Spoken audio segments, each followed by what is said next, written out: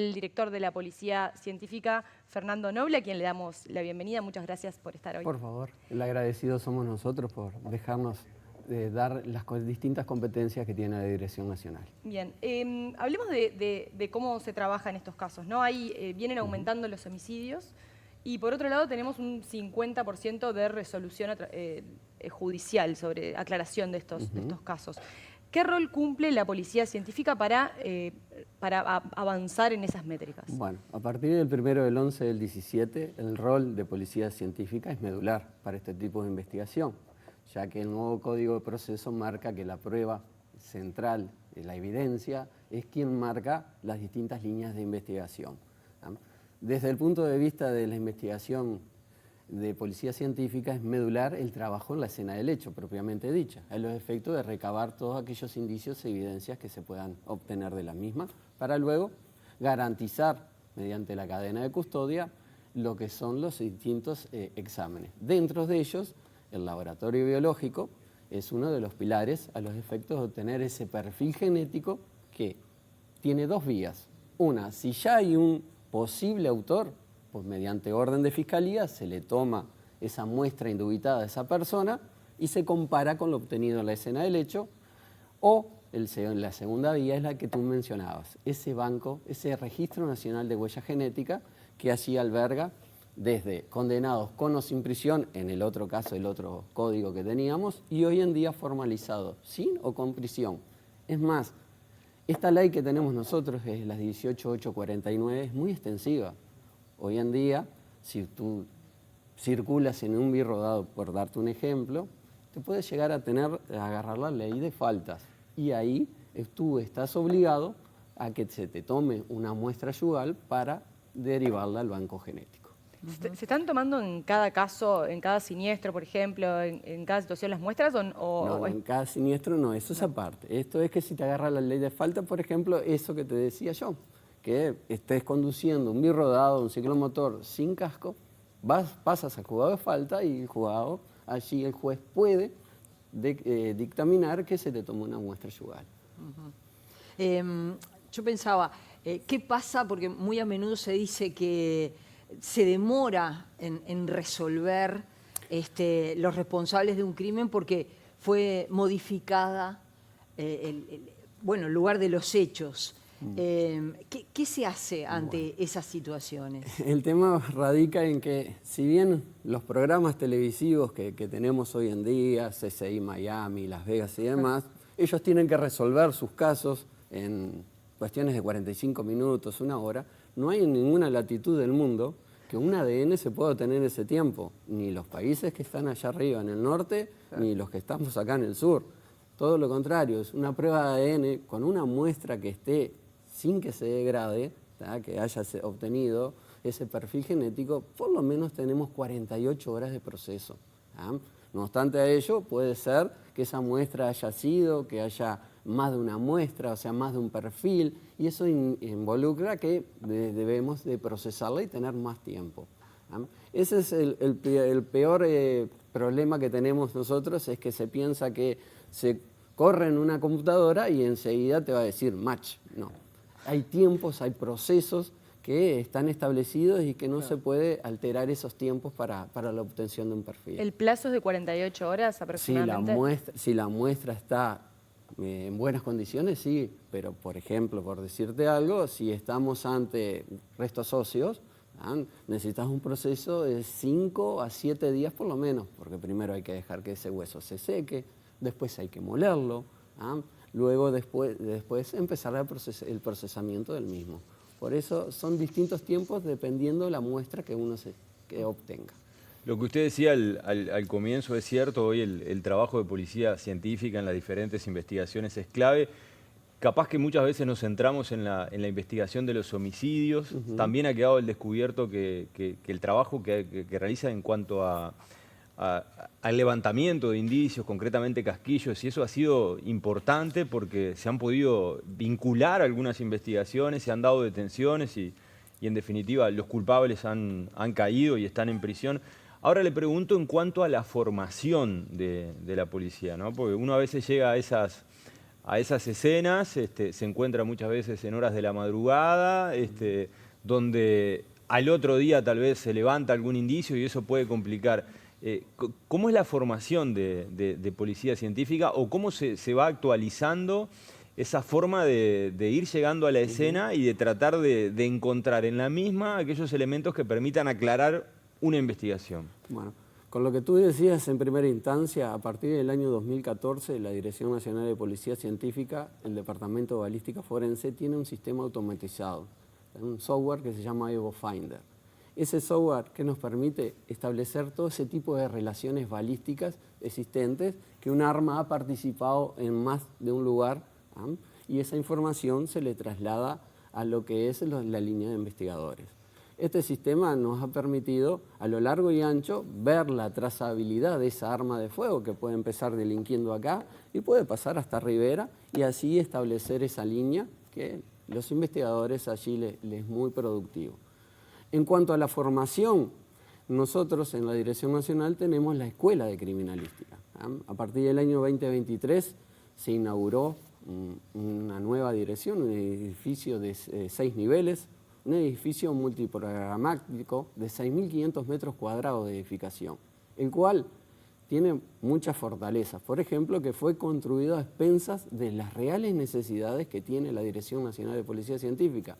Todos los técnicos de los distintos laboratorios y departamentos participaron en esa construcción y lo hicieron en base a las necesidades reales. En cuanto a la capacitación, hay 3 o 4 vías de ingreso a la Dirección Nacional. Una como personal subalterno, en las cuales por suerte los docentes de esta materia de criminalística son los propios integrantes de los jefes de departamentos de la dirección, los cuales ya van haciendo un filtro. ¿Qué es este filtro? Viendo ese perfil idóneo que tiene ese posible policía para trabajar en la dirección. Una vez que llega a la instancia que va a egresar de ese centro de educación, se hace una encuesta o se les solicita a nuestras autoridades cuántas vacantes tenemos. Una vez que se definen las vacantes, lo pasamos por una serie de entrevistas y también por una serie de pruebas o exámenes a los efectos de que ese personal reúna las características esenciales para cumplir. Una vez en la Dirección Nacional, a través de la Escuela de Criminalística, va a tener una formación especial a los efectos de la tarea que va a realizar, porque tenemos laboratorios biológicos, laboratorio químico, el departamento de inspección pericial, que es el que tú ves en la escena del hecho, haciendo los registros fotográficos, planimétricos, levantando, recolectando indicios y demás. Ese es el primer modo de ingreso. Después tenemos los oficiales, algo similar. Los docentes son los propios técnicos de nuestra casa. Entonces van filtrando, vemos la vacante y en caso de tener cierta cantidad ingresan en nuestras filas y después les vamos dando las distintas especialidades. Formación dentro y fuera del país. Hemos salido por suerte a Chile, Carabineros, a ILEA en El Salvador, ILEA de Perú, el FBI, Guardia Civil Española, múltiples, la Policía Francesa, múltiples capacitaciones a lo largo y dependiendo la especialidad en la cual va a llevar. Y la tercera vía... ¿Y en El Salvador, perdón, y en El Salvador ILEA. en qué? ILEA, está el centro de ILEA en el cual tenés muchas especialidades de armas de fuego, tenés de droga, tenés de escena de hecho, de accidentología. Es el centro que antiguamente estaba en Perú, se trasladó a ILEA, El Salvador. Como te decía, y la tercera fuente de ingreso es cuando hacemos llamados para algún tipo de especialidad. Entonces allí llamamos, por ejemplo, el laboratorio biológico, la persona, el civil, se presenta con su documentación, sus certificados, una vez se le asigna un puntaje, pasa una entrevista y si en caso también de tener pocas vacantes, se le hace una prueba, un examen y puede llegar a ingresar a nuestra dirección. No obstante a ello, como te decía, también luego le damos la capacitación interna, lo terminamos de moldear como policías y demás a los efectos de desarrollar esa tarea. Clarísimo. Fernando, tú tenés más de 20 años de experiencia. Sí, de experiencia. ¿Qué tecnologías se han incorporado que vos decís, es un cambio radical. Esto antes nos llevaba tanto tiempo o no lo podíamos hacer, cosas que, por ejemplo, que no se podían hacer con el ojo humano y hoy se resuelven a través de la tecnología. No sé, Sí, tú dirás. a ver, si te voy a decir los cambios que hubieron en estos últimos 20 años... Nos a vamos nivel de hasta mañana. No tendría el tiempo suficiente, pero te voy a destacar, por ejemplo, el que te decía, el Evo Finder. Eso antes era con un microscopio, 1 a 1 y demás. Hoy en día se introduce, se escanea ese culote de la vaina e ingresa a un sistema. Ese es uno. Después el Registro Nacional de Huella Genética, ese banco de datos que la colega mencionaba, de 111.000 muestras cargadas. ¿Ah? Eso se va procesando y todas las semanas se van introduciendo perfiles recabados en las distintas escenas del hecho y va, cuando se incrementa, porque lamentablemente día a día tenemos nuevos formalizados y demás, se va buscando y automáticamente va procesando. ¿Ah? Si no apelábamos a una base de datos antiguamente arcaica, hoy en día el Registro Nacional es muy automatizada.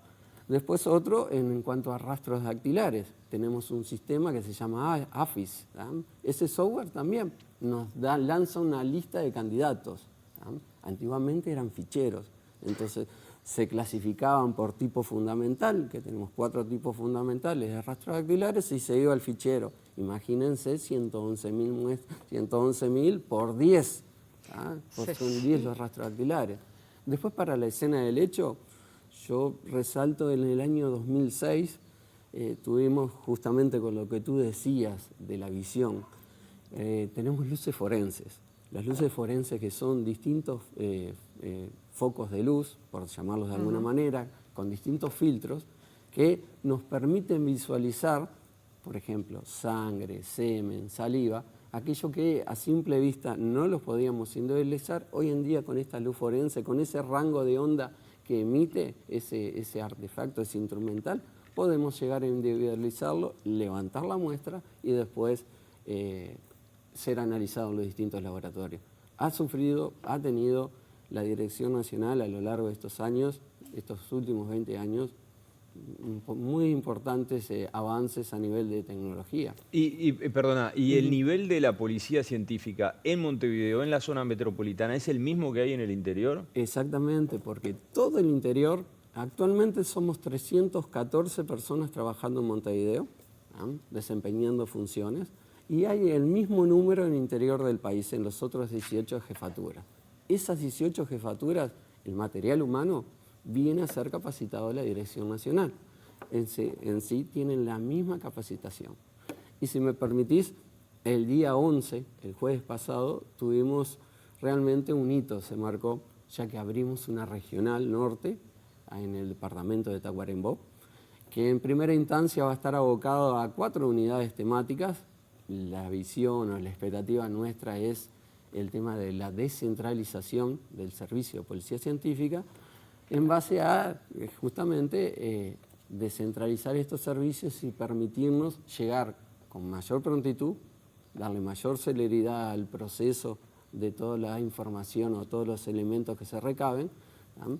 Y en esta instancia se abrió con lo que es criminalística de campo, o sea, los peritos que tú ves midiendo, sacando fotos y demás.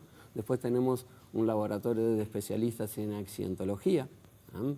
En cuanto a determinar el estado vehicular. ¿Sí? Después tenés del AFIS una terminal de trabajo que va a hacer esa búsqueda de comparar lo recabado en la escena del hecho con todos los procesados que tenemos en eso. Y la otra es análisis informático, que es otra también de las tecnologías emergentes que dan una mayor respuesta. ¿Qué es esto? Es el análisis de cualquier dispositivo que esté contemplado en esa base de datos y logra recabar información, inclusive aquella que ha sido eliminada o borrada. Fernando, y te escucho con todos estos avances que ha tenido la policía científica y uno se queda como diciendo, bueno, esto evidentemente que arroja resultados importantes. Sin embargo, sigue habiendo una mitad de homicidios que no se aclara.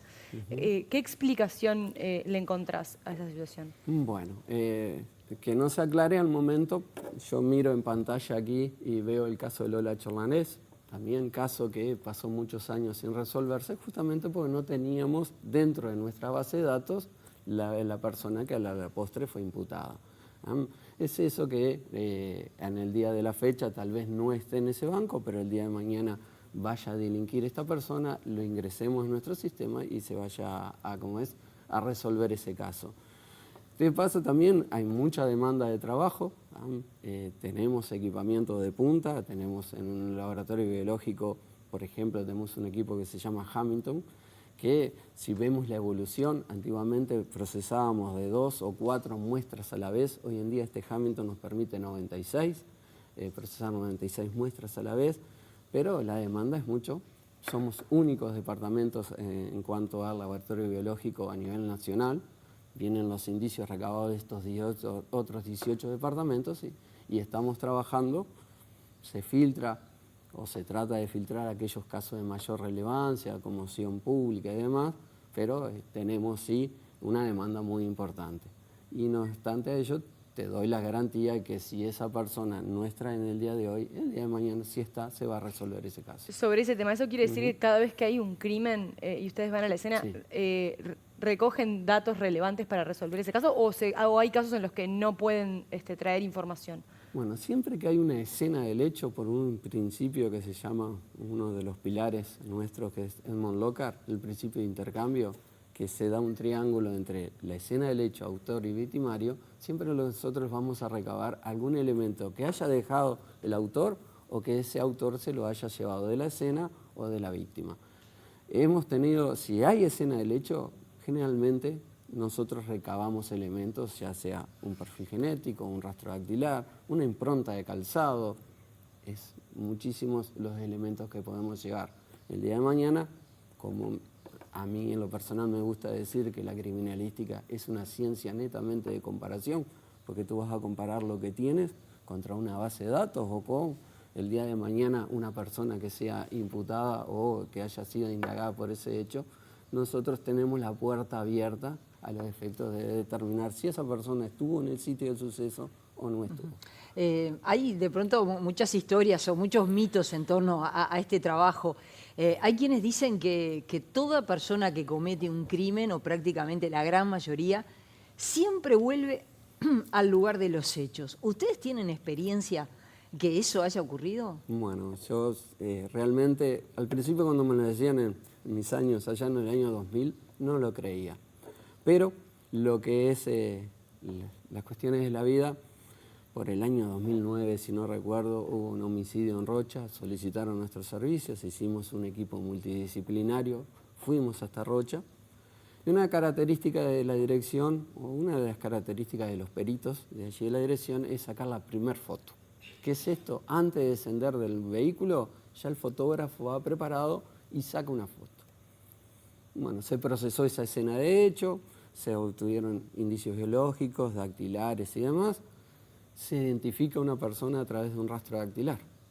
Esa persona fue elevada a las actuaciones, era el tiempo de jueces todavía, fue elevada a esas actuaciones, y el juez, que era oriundo de ese departamento, dice, pero yo a esta persona lo vi. Mira la primera foto de la carpeta técnica y esta persona que había sido identificada era el autor de ese hecho.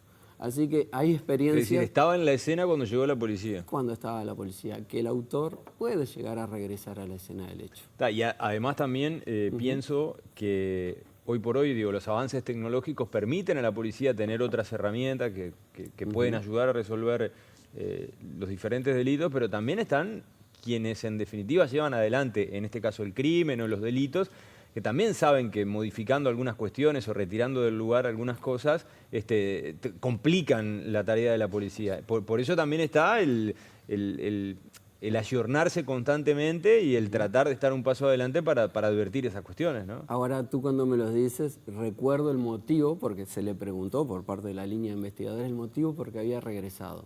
Él dijo que luego de cometer este hecho, había comido un par de alfajores y había dejado los envoltorios sobre el piso. Por eso regresó para tratar de ocultarlo. Sí, el tema de la capacitación continua, el tema de estar preparados y estar a la vanguardia es una gran necesidad y es un gran cumplimiento que tiene la dirección. Nuestros mandos, por eso es que muchos de nuestros efectivos salen a compararse, a ir a eventos internacionales para estar a la vanguardia de todo lo nuevo que se genera, sobre todo los kits forenses. Los kits forenses es con lo cual se procesan estas muestras biológicas, ya que día a día hay una evolución muy importante. Subir los marcadores a los efectos de determinar la identidad de una persona. Y es fundamental que nuestra gente, nuestros encargados o jefes de departamento, salgan al exterior y, bueno, y tengan esa visión del mundo a los efectos de incorporarla a nuestra tecnología. También es muy a menudo se escucha decir que hay personas, y estoy pensando en Ignacio Susaeta, estoy pensando en Enzo Terra, estoy pensando en mucha gente desaparecida, que es muy común que se diga, se la tragó la tierra.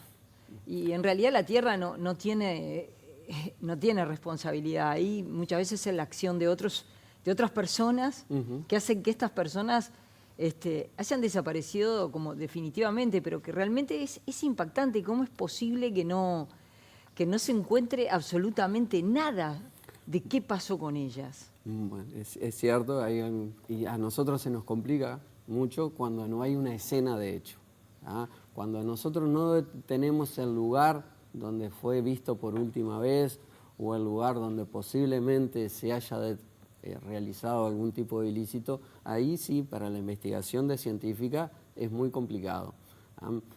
Esperemos que no sea el caso, pero el día de mañana, si llegara a aparecer algún resto óseo, además, ahí tendríamos nosotros abierto una línea de investigación para determinar cómo fue esa causa de muerte y demás.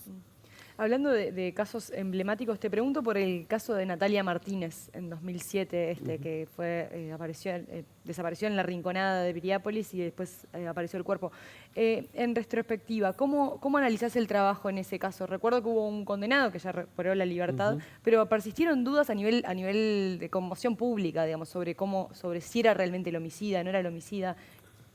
Realmente tuve participación porque también pidieron en esa oportunidad los servicios del Departamento de Inspección Pericial. Yo trabajaba allí.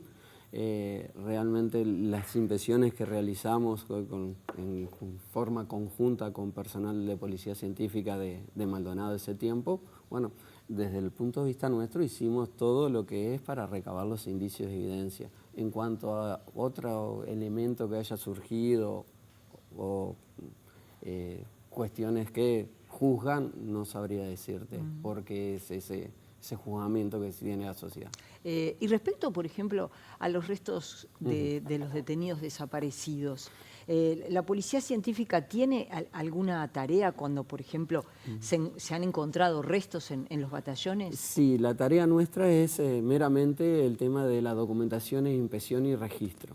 Por un tema de transparencia, los restos óseos salen de Uruguay a ser analizados a Argentina, si no mal recuerdo. Sí. Pero por un tema de darle transparencia y no participar a las fuerzas vivas de este país, es que salen a Argentina. Harían lo mismo que haríamos nosotros en nuestro laboratorio biológico, pero bueno, es una orden, una disposición de las autoridades y por ende nosotros abocados a ese registro, a ese levantamiento de ese... O sea, ustedes podrían hacerlo, eso se podría hacer acá en Uruguay. Se hace habitualmente, o sea, se hace, claro, no con temas desaparecidos, pero se hace y eran los tiempos que más o menos te mencionaba. O sea, ¿y por qué entonces? O sea, ¿podría empezar a hacerse acá entonces? Si lo disponen, sí, si no, es una disposición de las autoridades que se fuera del país. ¿Y por dónde pasan los principales desafíos de policía científica? Bueno, por ejemplo, en la expansión, obtener 3 regionales más a lo largo y ancho del país. 3 más. 3 más. ¿Dónde considera usted que son necesarias? Por un estudio que se hizo hace un par de años atrás, sería el departamento de Maldonado, el departamento de Soriano y el departamento de Canelones serían las bases que están en base... Símil a la de Tacuarembó ahora. Símil en primera instancia de Tacuarembó. La de Tacuarembó nos gustaría que el día de mañana tuviera un laboratorio de apertura. ¿Qué es esto? Que, por ejemplo, ante un hecho delictivo, un homicidio, pudieran tener ellos la posibilidad, a través de técnicos capacitados, de hacer los estudios preliminares. determinación de sangre humana, recortes de la prenda de vestir y vengan sí a Montevideo a los efectos de determinar el perfil genético. ¿Y eso es posible hoy a corto plazo o...? No, a corto plazo no. Nos gustaría rodar por lo menos... Ese sería el gran desafío. Esa es la gran visión que tenemos y el desafío que nos pretende. ¿Pero eso sería en este periodo con el presupuesto, digamos, que de este quinquenio o Sí, no? nos Sí, gustaría que sí, que se fuera en este periodo de este quinquenio, que puedan convencer a nuestros mandos y que tengan la oportunidad o la posibilidad de fortalecer el interior del país a través de laboratorios, por ejemplo, de apertura o también un departamento de balística forense en el interior del país. En el caso de la fiscal Mónica Ferrero, realmente bastante rápidamente la policía pudo hallar a los responsables. En ese caso, ¿la policía científica también trabajó en la pesquisa? Nosotros trabajamos en las escenas de los hechos, pesquisa no. Trabajamos en las distintas escenas de hecho que eran determinadas por parte de los investigadores. Desde el lugar donde se sucedió el hecho, la casa de la fiscal, ahí se hizo un procesamiento de todos los indicios que se recolectaron, sean indicios en cuanto a perfiles de ADN, en cuanto a balística y demás, y después los distintos lugares que nos fueron encomendados realizar la inspección. Sí, hemos procesado muchísimas escenas de hecho en base a este caso, sí se han obtenido perfiles genéticos, sí también se han obtenido indicios balísticos con sus relaciones balísticas, como decía el colega y demás, pero siempre respetando los tiempos que te digo de procesamiento. Como que es como muy relevante evidentemente que los investigadores le determinen a ustedes qué es lo que necesitan. El que necesitan, no. El que necesitan es propio nuestro. Ajá. Ellos nos determinan el lugar del hecho y en base nosotros hacemos... Hay algo que se llama cadena de evidencias dentro de las definiciones. Es reconstruir en forma lógica y cronológica cómo se sucedió el hecho. Y nosotros lo hacemos en base a ese levantamiento de evidencias que se recolectan en el lugar del hecho. Al comisario Fernando Noble, director nacional de Policía Científica, ha sido un gusto y un aprendizaje recibirte esta mañana. Si me permitís, yo viendo el logo aquí del programa y demás, a nosotros nos gusta decir a los policías que formamos que utilicen el sexto sentido, que es el sentido menos utilizado a veces por la gente en particular, que es el sentido común, que en base a eso muchas veces se pueden resolver muchos casos abiertos o cerrados. El sentido común para el policía es medular utilizarlo. Gracias, Por un gusto. favor, muchas gracias. Una pausa, enseguida regresamos.